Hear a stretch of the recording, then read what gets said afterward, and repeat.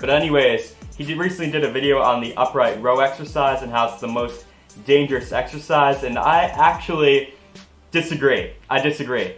The dangerous exercise because essentially when you do the upright row where you take that bar and you come up like that, you are replicating a provocative test called Hawkins-Kennedy.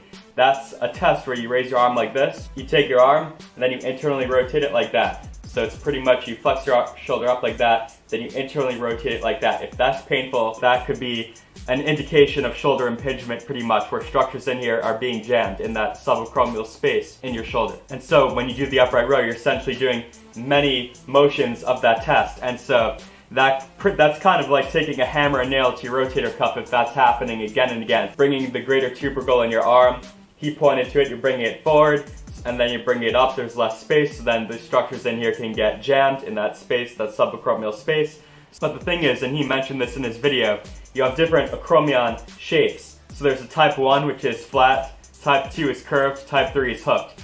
Type 3 is the worst type. That means you have even less space than normal. If you have a regular type, the curved type, you could still run into a lot of problems doing the upright row. But some people, they're lucky and they have a flat acromion shape. And so when you internally rotate and come up, you have extra space in there. Many people can actually get away with it without issues. This is gonna really cause a lot of problems in you, and I believe this is even worse than the upright row.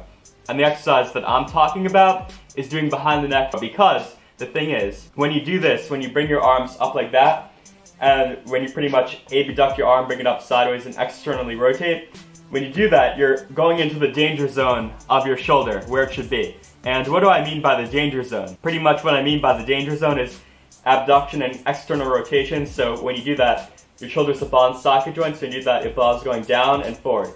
And so when you do that with heavy weight behind your back, that's a lot of pressure where that ball is really going really hard into that shoulder, right forward into your shoulder, pressing into those ligaments. And there's only one ligament checking that motion of down and forward. It's called your inferior glenohumeral ligament.